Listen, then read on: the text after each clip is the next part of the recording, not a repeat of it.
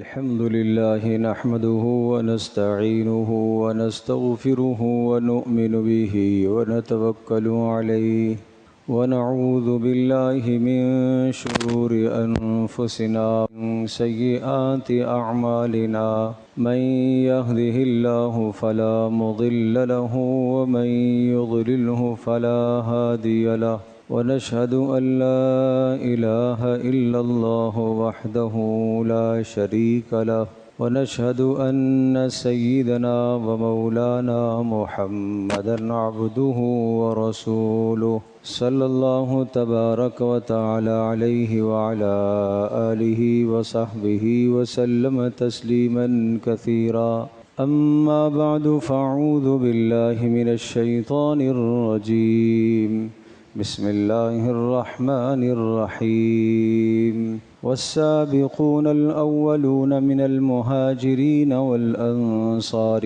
والذين اتبعوهم بإحسان رضي الله عنهم ورضوا عنه وأعد لهم جنات تجري تحتها الأنهار خالدين فيها أبدا ذلك الفوز العظيم صدق الله مولانا العظيم رب اشرح لي صدري ويسر لي أمري واحلل عقدة من لساني يفقه قولي اللهم صل على محمد وعلى آل محمد كما صليت على إبراهيم وعلى آل إبراهيم إنك حميد مجيد اللهم بارك على محمد وعلى آل محمد كما باركت على إبراهيم وعلى آل إبراهيم إنك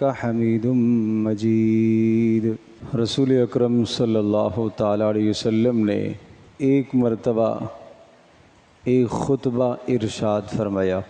حضرت صلی اللہ تعالیٰ علیہ وسلم کا وہ خطبہ بڑا فصیح اور بلیغ خطبہ تھا اور بہت ہی زیادہ مؤثر ترین خطبہ تھا۔ رسول اللہ صلی اللہ تعالیٰ علیہ وسلم کے خطبات میں سے، آپ کے مبارک ارشادات میں سے ہر جملہ بے انتہا مؤثر ترین ہوتا تھا اور دلوں کو لگنے والا، چھونے والا کلام ہوتا تھا۔ کچھ مواقع ایسے ہوتے تھے کہ ان مواقع میں رسول اللہ صلی اللہ تعالی وسلم نے جو کلام فرمایا وہ بہت ہی زیادہ مؤثر ہوا۔ تو جس خطبے کا میں تذکرہ کر رہا ہوں اس خطبے میں بھی اسی طرح سے ہوا۔ حضرت عرباض رضی اللہ تعالیٰ عنہ ارشاد فرماتے ہیں کہ رسول پاک صلی اللہ علیہ وسلم نے خطبہ ارشاد فرمایا اور بڑا مؤثر ترین خطبہ تھا، اور اس طرح سے وجلت منہ القلوب کہ رسول اللہ صلی اللہ علیہ وسلم کا وہ خطبہ سن کر لوگوں کے دل لرز گئے، لوگوں کی آنکھیں ڈبا گئی، رونے کی سی کیفیت ہو گئی۔ تو کسی نے مجمع میں کہا ہے اللہ کے رسول ایسا لگ رہا ہے آپ نے ایسا خطبہ ارشاد فرمایا کأنہا موضعۃ مودع، جیسا کہ دنیا سے رخصت ہونے والا آدمی آخری باتیں کہتا ہے، اس طرح سے آپ کا یہ خطبہ ہے۔ لہٰذا فَأَعْهِدْ إِلَيْنَا بِعَهْدٍ، آپ ہمیں کچھ نصیحت ارشاد فرمائیے تاکہ آپ کے جانے کے بعد ہم اس نصیحت پر مضبوطی سے عمل کریں۔ پیارے پیغمبر صلی اللہ تعالیٰ علیہ وسلم نے صحابہ کرام رضی اللہ عنہم اجمعین کی طلب اور شوق پر پھر مزید جملے ارشاد فرمائے۔ آپ نے ارشاد فرمایا علیکم بتقوی اللہ عز وجل۔ پیارے پیغمبر صلی اللہ تعالیٰ علیہ وسلم سے جب بھی کوئی نصیحت کا مطالبہ کرتا تو حضرت صلی اللہ تعالی وسلم کی نصیحت کا عام طور پر آغاز اس لفظ سے ہوتا تھا علیکم بتقوی اللہ، علیکا بتقوی اللہ، اللہ کا خوف، اللہ کا ڈر ہمیشہ لازم پکڑتے رہنا، معنی یہ کہ اللہ کی نافرمانی سے اپنے آپ کو بچاتے رہنا۔ اور پھر دوسرا جملہ آپ نے ارشاد فرمایا علیکم بالسمع والطاعہ، دین کے شریعت کے احکام جو آپ تک پہنچے دل و جان سے ان احکامات کو قبول کرنا اور عمل میں لانے کی کوشش کرنا۔ اور پھر آپ نے ارشاد فرمایا وَإِن عَبْدًا حَبَشِيًّا، اگر تمہارے اوپر حکمران اور صاحب اقتدار ایسا آدمی آ جائے جو غلام ہو، حبشی ہو، رنگ کا کالا ہو، لیکن اگر تمہیں قرآن اور سنت کی وہ دعوت دے تو اس کی بات کو تم قبول کر لینا، اس کی اطاعت کو تم نے لازم پکڑنا ہے۔ پھر اگلی بات آپ نے ارشاد فرمائی، آپ نے ارشاد فرمایا فَإِنَّهُ مَن يَعِشْ مِن بَعْدِي فَسَيَرَىٰ اخْتِلَافًا كَثِيرًا، کہ تم میں سے جو آدمی میرے جانے کے بعد زندہ رہے گا وہ بہت سارے اختلافات کو دیکھے گا۔ اور ایک روایت میں یہ الفاظ ہیں فَسَتَرَوْنَ اخْتِلَافًا كَثِيرًا، بہت سارے اختلافات کو تم دیکھو گے، مذہبی اختلافات، دینی اختلافات، سیاسی اختلافات، اور گھریلو زندگی کے اور مسلمانوں کی باہمی خانہ جنگی کے اختلافات، یہ سب قسم کے اختلافات اس جملے کے اندر شامل ہیں کہ اس قسم کے تم اختلافات دیکھو گے۔ رسول پاک صلی اللہ تعالیٰ علیہ وسلم اپنی امت پر بے پناہ مہربان، آپ علیہ الصلاۃ والسلام اپنی امت پر شفیق ہیں۔ آپ نے اپنی امت کی فلاح، اپنی امت کی کامیابی اور اپنی امت کی بھلائی کے لیے کوئی ایسا کام نہیں چھوڑا، نہیں چھپایا جس میں امت کی بھلائی ہو اور وہ آپ نے بتایا نہ ہو۔ قیامت تک کے لیے رسول اللہ صلی اللہ تعالی وسلم نے ہر مشکل کا حل سمجھا دیا، ہر پریشانی سے نمٹنے کا حل بتا دیا کہ کہیں کسی بھی موقع پر کسی بھی جگہ پر امت کو پریشانی نہ ہو۔ اور اگر یوں کہا جائے کہ ایک شخص اپنے کسی بیٹے کو نصیحت کرتا ہے اور اس کو روزانہ کے مطابق، روزانہ کی ترتیب سے کل تو نے یہ کرنا ہے، پرسوں یہ کرنا ہے، اگلے دن یوں کرنا ہے، اس کے اگلے دن یہ کرنا ہے، زندگی کے سارے ایام سے متعلق وہ ہدایات دے دے، بالکل اسی طرح سے رسول اللہ صلی اللہ تعالی وسلم نے زندگی کے تمام احوال، تمام کے تمام حالات سے متعلق امت کو آگاہی دے دی۔ اور ایک حدیث میں یوں ارشاد فرمایا ایسی صاف شفاف واضح شریعت پر تمہیں چھوڑ کر جا رہا ہوں لیلھا کنہارھا، کہ جس کی رات بھی ایسے ہی روشن جیسا کہ دن روشن ہوتا ہے۔ یعنی دن میں ایک آدمی چلتے ہوئے اس کی آنکھیں بھی ہیں، عقل و شعور بھی رکھتا ہے، تو یقیناً آپ کہیں گے کہ وہ راستے میں چلتے ہوئے اسے راستہ بھی معلوم ہے اور اس کی عقل بھی ہے، آنکھیں بھی ہیں، تو گھڑے میں گرنے کا احتمال نہیں ہے، اس لیے کہ روشنی ہے۔ اور رات بھی اتنی روشن ہو، رات کے اندر بھی اتنی روشنی ہو کہ بے خوف و خطر وہ شخص چل سکے جیسے دن میں چلتا ہے۔ رسول اللہ صلی اللہ علیہ وسلم نے ارشاد فرمایا اسی طرح سے میرے دین پر چلنے والا، اس کے لیے کسی بھی جگہ پر تاریکی اور اندھیرا نہیں ہے کہ یہاں اب میں کیا کروں، یہاں اب میں کس طرف جاؤں، ادھر جاؤں، میرے لیے کیا ہو سکتا ہے۔ نہیں، اسلام میں ہر جگہ کی رہبری تمہیں ملے گی، رسول اللہ صلی اللہ علیہ وسلم کے دین میں ہر جگہ کی رہبری ملے گی۔ اب آئیے، بات یہ آئی، آپ نے ارشاد فرمایا کہ تم بہت اختلاف دیکھو گے۔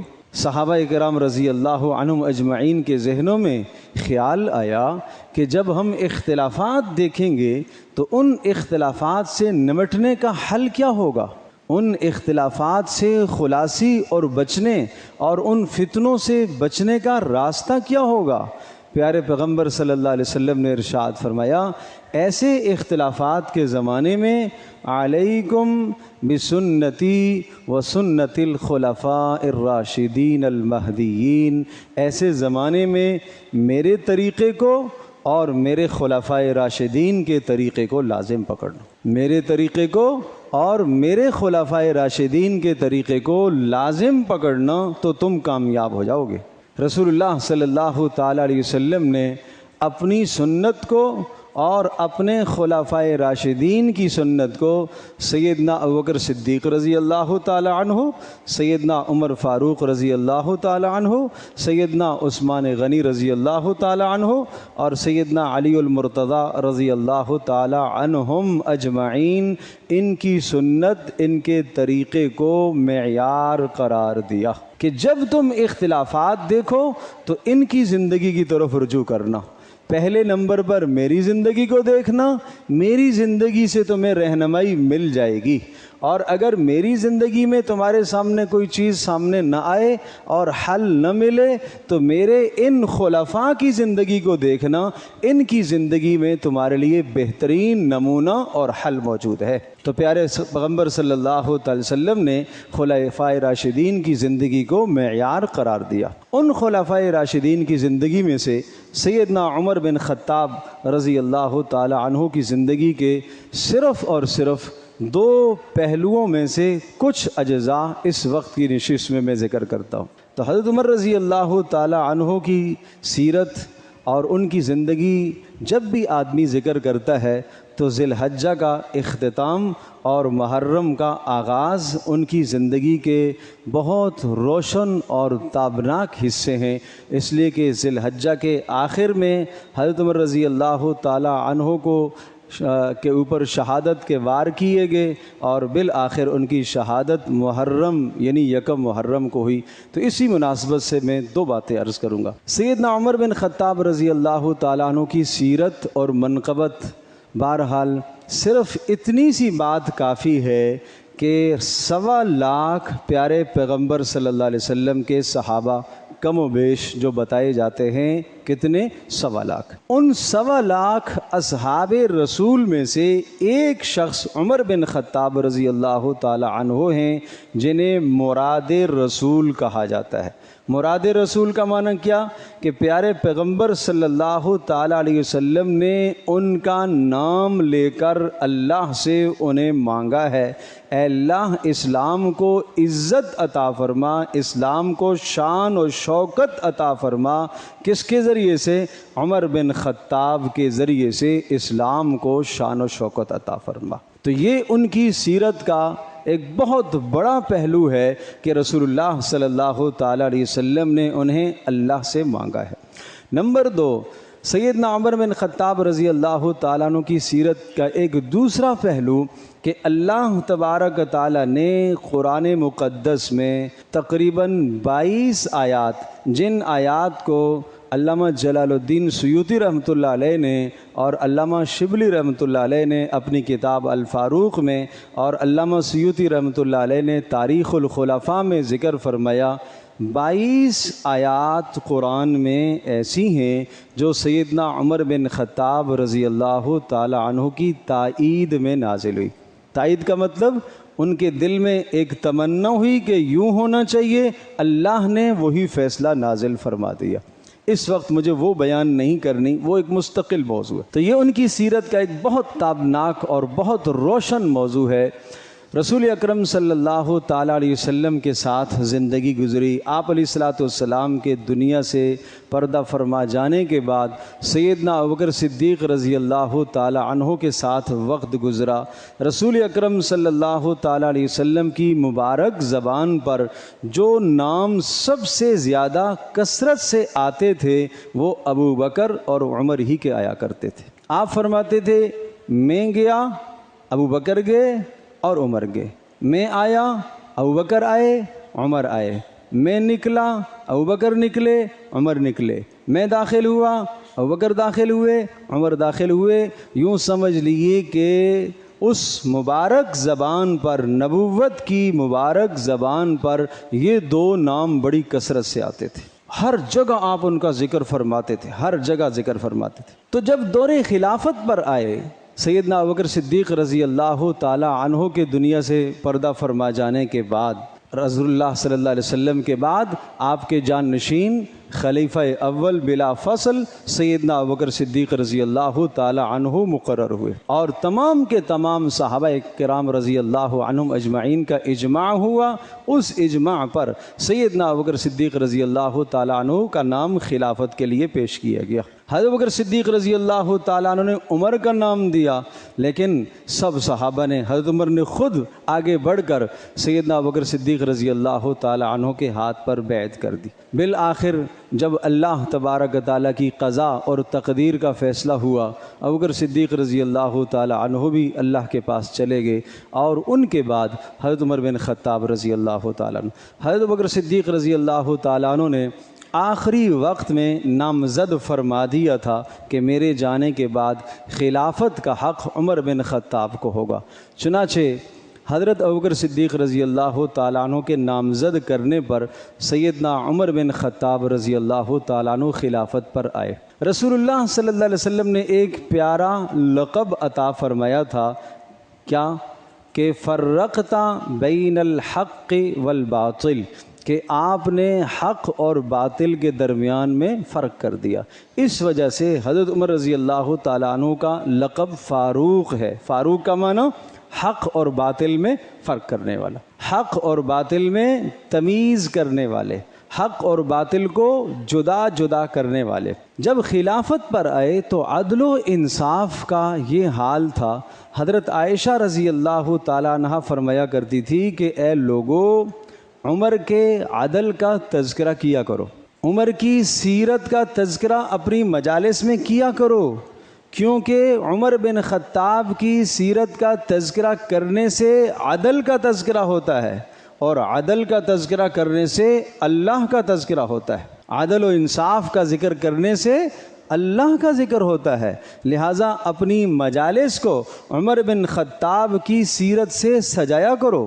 اللہ تبارک تعالیٰ نے 22 لاکھ مربع میل پر اقتدار اور حکومت عطا فرمائی، اور اس موقع پر میرے لیے، آپ میرے بھائیوں کے لیے، نمازیوں کے لیے، اور اسی طرح سے ہمارے ملک کے ارباب اقتدار لوگوں کے لیے، جس شخص کے پاس 2 آدمیوں کا اقتدار ہے، 20 آدمیوں کا اقتدار ہے، 50 افراد کا اقتدار ہے، 100 آدمیوں کا اقتدار ہے، ان سب کے سب لوگوں کے لیے عمر بن خطاب رضی اللہ تعالی عنہ کی زندگی ایک نمونہ ہے۔ میں درخواست کرتا ہوں اور اکثر یہ بات عرض کیا کرتا ہوں، جس آدمی کو اللہ پاک اس دنیا میں کسی بھی قسم کا اقتدار دیتا ہے، چاہے 50 افراد پر، چاہے 100 پر، چاہے 1000 پر، چاہے لاکھ اور کروڑ پر اقتدار دیتا ہے، اگر وہ شخص عمر بن خطاب رضی اللہ تعالیٰ عنہ کی زندگی کا صحیح مطالعہ کر لے تو کبھی بھی وہ غلطی نہیں کھائے گا۔ کیوں؟ اس لیے کہ رسول اللہ صلی اللہ علیہ وسلم نے ان کی زندگی کو معیار بتایا ہے۔ تو جب اقتدار پر آئے تو ایک صفت تو یہ تھی کہ اپنی رعایا کا خیال رکھتے تھے، اور اس درجے کا خیال تھا کہ راتوں کو نکل نکل کر گشت کیا کرتے تھے، اور عوام کے حالات دیکھتے تھے، بیس بدل کر، لباس بدل کر، بغیر کسی پہرے دار کے، بغیر کسی چوکیدار کے، بغیر کسی باڈی گارڈ کے تنہا گلیوں میں گھومتے تھے۔ یہ روز مرہ کا معمول تھا۔ اور ایک مرتبہ ایک جگہ گئے، مدینہ شہر سے باہر ایک خیمہ دیکھا، اور اس خیمے کے اندر سے بچوں کے رونے کی آواز آئی، اور قریب گئے تو دیکھا ایک عورت ہے، اور اس نے ایک چولہا جلایا ہوا ہے، اور لکڑیاں نیچے جل رہی ہیں، اوپر ہانڈی ہے، اور ہانڈی میں کچھ شے ابل رہی ہے۔ تو پوچھا یہ بچے کیوں رو رہے؟ تو اس عورت نے کہا یہ بھوک کی وجہ سے رو رہے۔ حضرت عمر رضی اللہ تعالی نے سوال پوچھا کہ یہ ہانڈی میں کیا پک رہا ہے؟ کہا یہ تو میں نے پانی ڈالا ہے، بیچ میں پتھر ڈال دیے ہیں تاکہ یہ بچے بہل جائیں اور یہ سمجھیں کہ کچھ پک رہا ہے اور یہ سو جائیں، ان کو بہلانے کے لیے میں نے کیا ہے، میرے پاس پکانے کو کچھ نہیں۔ فوری گئے بیت المال میں اور بیت المال سے سامان لیا، اور بورے کے اندر ڈالا، اپنے کندھے پہ رکھا، غلام ساتھ ہو گئے، اسلم ان کا نام تھا، انہوں نے کہا مجھے دیجئے میں اٹھا لیتا ہوں، تو فرمایا اگر قیامت کے دن میرا بوجھ اٹھا سکتے ہو تو پھر تم اٹھا لو، اور اگر نہیں اٹھا سکتے ہو تو مجھے اپنا بوجھ اٹھانے دو۔ چنانچہ وہ خود لے کے گئے اور اس بڑھیا کے پاس پہنچے اور تھیلے سے غلہ آٹا نکالا، آٹا گوندا، اور پھر وہاں ہانڈی کے اندر جو چیز کھانے کی وہ ڈالی اور خود چولہے کے اندر پھونکا، اور وہ غلام کہتا ہے میں دیکھ رہا تھا کہ دھوئیں کی وجہ سے آنکھوں سے پانی بہہ رہا ہے اور داڑھی کے اندر سے دھواں نکل رہا ہے، یہ منظر میں نے اپنی آنکھوں سے دیکھا۔ یہ ہیں امیر المومنین عمر بن خطاب رضی اللہ تعالی عنہ، جو 22 لاکھ مربع میل کے حکمران ہیں، جنہوں نے قیصر اور کسریٰ اس وقت کی سب سے بلند ترین اور سپر طاقتوں کو جنہوں نے زیر کیا، جنہوں نے ساسان کی طاقتوں کو جنہوں نے زیر کیا، جنہوں نے نوشیروان اور خسرو جیسے بادشاہوں کو جنہوں نے زیر کیا، اور جن کے خوف سے کسریٰ کانپتا تھا اور وہ کہتا تھا کہ عمر نے میرا کلیجہ کھا لیا، جس کے خوف سے اتنا وہ شخص ڈرتا تھا، کہتا تھا کہ میرا کلیجہ عمر نے کھا لیا۔ لیکن آج عمر بن خطاب رضی اللہ تعالیٰ عنہ کا یہ حال ہے کہ ایک بڑھیا کے جھونپڑے پر اور اس بڑھیا کے معصوم چھوٹے چھوٹے بچوں کی خوراک کا انتظام اپنے ہاتھوں سے کر رہے، اور جب وہ پک گیا کھانا اس کے بعد بچوں کو ڈال کے دیا اور پھر کنارے میں بیٹھ گئے، تو غلام نے کہا چلو چلتے ہیں، کام ہو گیا ہے، آپ نے کام پورا کر لیا۔ تو فرمانے لگے جیسے میں نے ان کو روتا ہوا دیکھا اسی طرح سے میں ان کو ہنستا ہوا بھی دیکھنا چاہتا ہوں۔ جب بچوں نے کھایا پیا، اچھل کود کرنے لگے، مسکرائے، تو پھر عمر رضی اللہ تعالیٰ عنہ جانے لگے، اور اس بڑھیا نے یہ جملہ کہا کہ قیامت کے دن اللہ کی عدالت ہوگی اور اس میں عمر بن خطاب کے خلاف دعویٰ دائر کروں گی کہ اس نے ہمارا خیال نہیں رکھا۔ حضرت عمر رضی اللہ تعالیٰ عنہ کی آنکھوں سے آنسو آ گئے اور فرمایا کہ عمر بن خطاب کو تیرے حال کا کیا پتہ؟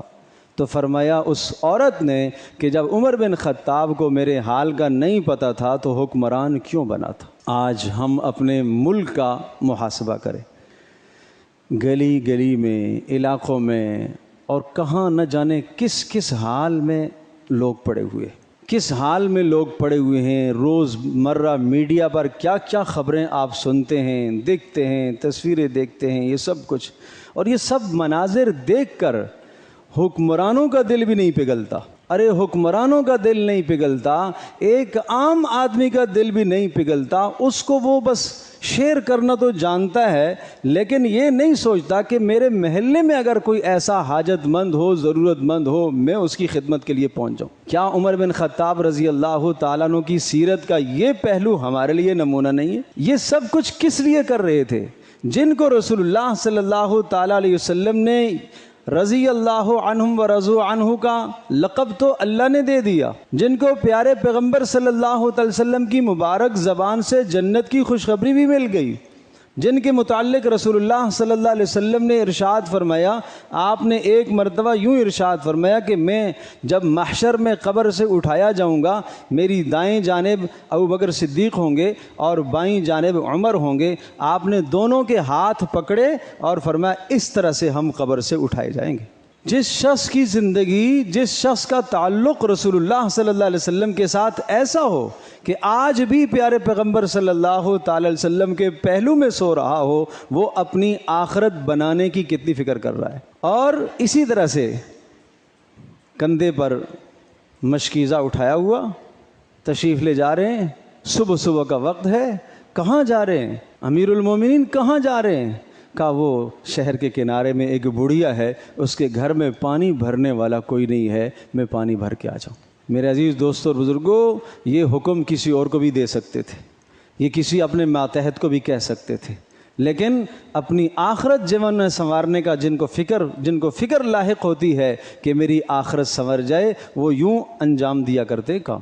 وہ پھر اپنی حیثیت نہیں دیکھتے کہ میں حکمران ہو گیا ہوں، میں تو اب 22 لاکھ مربع میل کا حکمران، مجھے تو لوگ امیر المومنین کہتے ہیں۔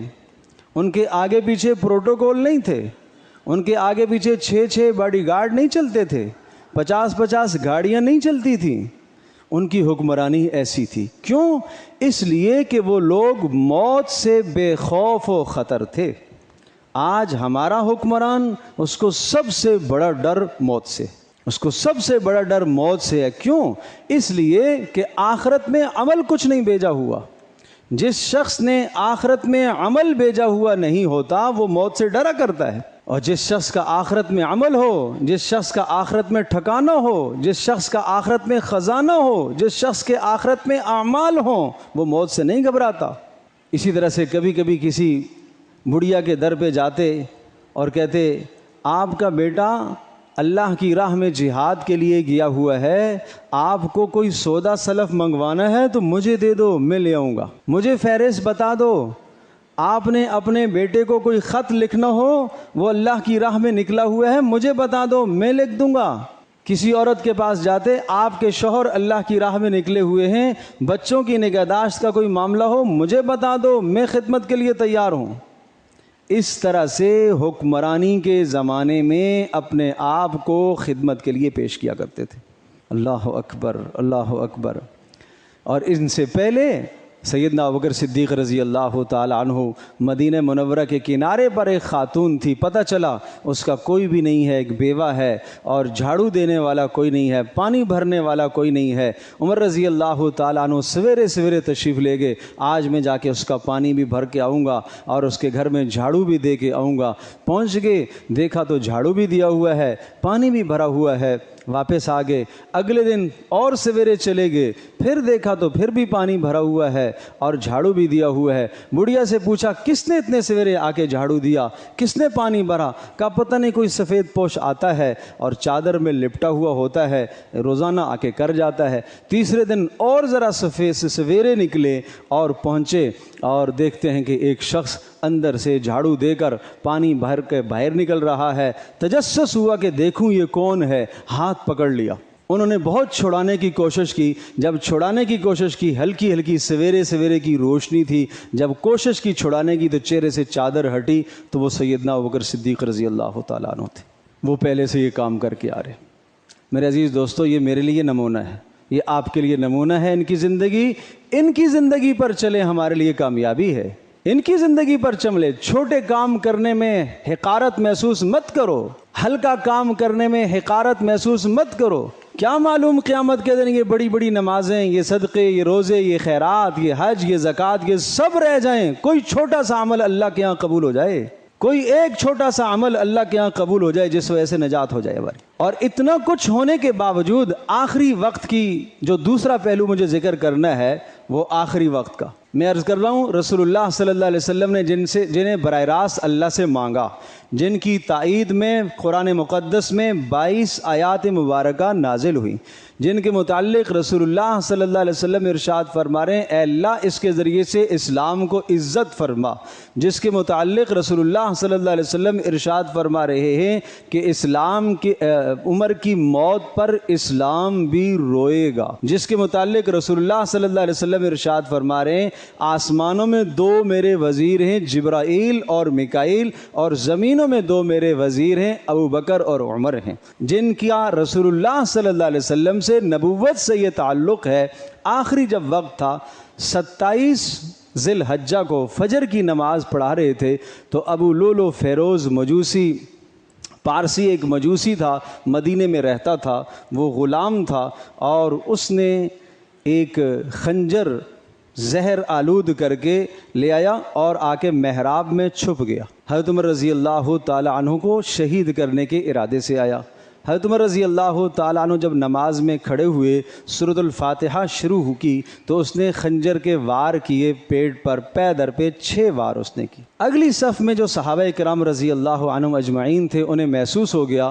عبد الرحمن بن عوف رضی اللہ تعالیٰ عنہ فوری آگے بڑھے اور انہوں نے نماز مکمل کروائی۔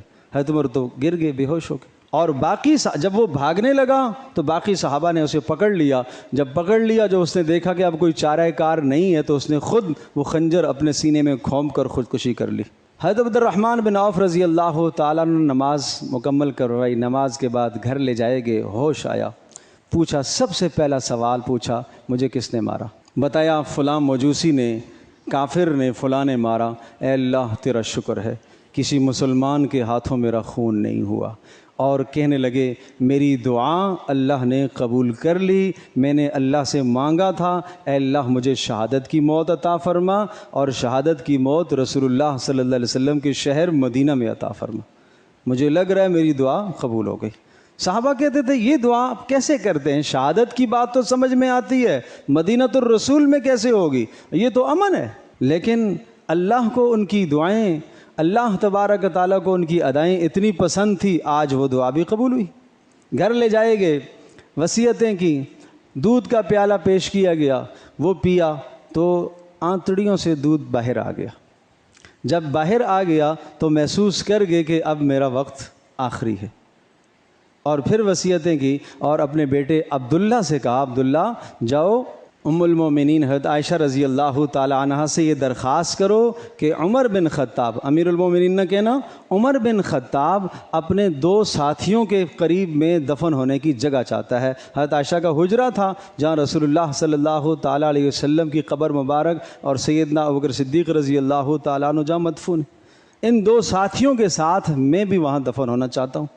چنانچہ حضرت عبداللہ بن عمر رضی اللہ تعالیٰ تشریف لے گئے اور حضرت عائشہ رضی اللہ تعالیٰ عنہا سے درخواست کی۔ انہوں نے فرمایا اس جگہ کو میں نے اپنے لیے منتخب کیا ہوا تھا، لیکن عمر کے کمالات اور احسانات اسلام پر اور مسلمانوں پر اتنے ہیں کہ میں عمر کو ترجیح دیتی ہوں اپنے اوپر۔ اللہ اکبر۔ میں عرض کیا کرتا ہوں یہ اتنی بڑی قربانی شاید کائنات میں کسی نے نہ دی ہو جو حضرت عائشہ نے قربانی دی، جو حضرت عائشہ نے ایثار کیا۔ آپ جانتے ہو نا رسول اللہ صلی اللہ علیہ وسلم کا روضہ مبارک وہ جنت کا ٹکڑا ہے، وہ روضۃ من ریاض الجنہ ہے، وہ جنت کا ٹکڑا ہے۔ اس جنت کے ٹکڑے کو کا حصہ اپنے لیے نامزد کیا ہوا تھا، اور حق بھی تھا کہ گھر ان کا ہے، حجرہ ان کا ہے، گھر حق بھی ان کا تھا، لیکن عمر بن خطاب رضی اللہ تعالیٰ عنہ کے احسانات اور ان کے کمالات اور ان کی خوبیوں کی وجہ سے کہا میں عمر بن خطاب کو ترجیح دیتی ہوں۔ پھر واپس آئے، بیٹے نے آ کے خوشخبری سنائی، امیر المومنین مبارک ہو، آپ کی مراد قبول ہو گئی ہے، آپ کی چاہت قبول ہو گئی ہے۔ کہا دیکھو جب میرا وصال ہو جائے پھر مجھے لے کے جانا دوبارہ، ایسا نہ ہو کہ اس وقت انہوں نے میرے وجہ سے کہہ دیا ہو، اور جب میں جاؤں میرا انتقال ہو جائے، جنازہ جب وہاں لے جا کے رکھنا، ایک بار پھر پوچھنا، اجازت دیں تو دفن کر دینا، ورنہ کسی عام قبرستان میں دفن کر دے۔ پھر انتقال ہو گیا، پھر لے جا کے دروازے پر رکھا۔ پھر عبداللہ نے پوچھا کہ ام المومنین عمر بن خطاب کا جنازہ حاضر ہے، آپ اجازت فرمائیں تو قبر کھود دی جائے۔ انہوں نے کہا میں اجازت دے چکی ہوں، چنانچہ قبر کھودی گئی۔ حضرت عبداللہ بن عباس رضی اللہ تعالی عنہما فرماتے ہیں قبر کے دوران میری پیٹھ پر کسی نے ہاتھ رکھا تو پیچھے میں نے مڑ کے دیکھا، علی رضی اللہ تعالیٰ عنہ یہ جملے ارشاد کہہ رہے تھے، یہ جملے فرما رہے تھے، اللہ کی قسم مجھے پتا تھا یہاں عمر بن خطاب نہیں آنا ہے۔ کیوں؟ اس لیے کہ میں نے نبوت کی زبان سے سینکڑوں مرتبہ یہ لفظ سنا، میں ابوبکر عمر، میں ابوبکر عمر، یہ نام اتنے ساتھ آپ نے لیے، مجھے یقین ہو گیا تھا کہ اس جگہ میں عمر کے علاوہ کوئی اور آ ہی نہیں سکتا، کہ یہ دنیا میں بھی ساتھ رہیں گے، یہ یہاں مزار میں بھی ساتھ رہیں گے، اور یہ جنت میں بھی ساتھ رہیں گے، یہ مجھے یقین ہو گیا۔ خیر اس کے بعد اللہ تبارک تعالیٰ نے ان کو یہ اعزاز اور یہ شرف بخشا۔ آخری بات کہہ کے بات ختم کرتا ہوں، جب بالکل وصال کا وقت ہوا اور جب محسوس ہو گیا کہ آخری وقت ہے، بیٹے کی گود میں سر رکھا ہوا تھا اور بیٹے عبداللہ سے کہا میرا سر نیچے رکھ دو۔ بیٹے نے تھوڑا سا سر نیچے کی طرف کیا، لیکن پھر بھی اپنے گھٹنے سے نیچے نہیں کیا۔ کہا وہی حق، ارے تمہیں کہا نیچے کر دو، مجھے زمین پر رکھ دو مجھے۔ زوردار آواز سنی تو بیٹا گھبرا گیا، فوری اپنا گھٹنا پیچھے کر دیا اور زمین پر چھوڑ دیا، اور زمین پر چھوڑا اور اپنی داڑھی کو اور اپنے رخساروں کو زمین پر رگڑا اور یہ جملے ارشاد فرمائے، اور یہ میرے لیے اور آپ کے لیے سبق ہے۔ ویل لک یا عمر ان لم یغفر لک ربک، اے عمر تیری تباہی ہو گئی اگر تیرے رب نے تجھے نہ بخشا تو تیری تباہی۔ جس کی بخشش کا اعلان ہو چکا وہ اتنا خوف زدہ ہے۔ حضرت علی نے کہا عمر موت سے ڈر گئے ہو؟ کہا علی موت سے نہیں ڈرا، موت کے بعد کی زندگی سے ڈر رہا ہوں۔ نہیں معلوم اس زندگی میں میرے ساتھ کیا ہونے والا ہے۔ بس یہ بات مجھے عرض کرنی تھی۔ اتنا بلند مقام ہونے کے باوجود بھی موت کی بعد کی زندگی سے ایسے خوف زدہ تھے، نہ معلوم کیا ہونے والا ہے آخرت میں۔ تو میرے عزیز دوستو، آخرت کی گھاٹیاں بڑی سخت ہیں۔ انہوں نے سب کچھ کر کے اپنی جان، اپنا مال، اپنی عزت، اپنی زندگی سب کچھ دین پر لگا کر بھی آخرت کے حوالے سے اتنے بیدار مغز اور اتنے حساس تھے۔ آج ہمارا کچھ بھی آخرت کے لیے نہیں لگ رہا، پھر بھی ہم اتنے بے خوف و خطر ہیں جیسے ہمیں مرنا ہی نہیں ہے۔ اس لیے اپنی موت کی فکر کرو، اور ان لوگوں کی زندگیاں ہمارے لیے نمونہ ہیں۔ اللہ پاک مجھے بھی، آپ کو، ہم سب کو عمل کی توفیق عطا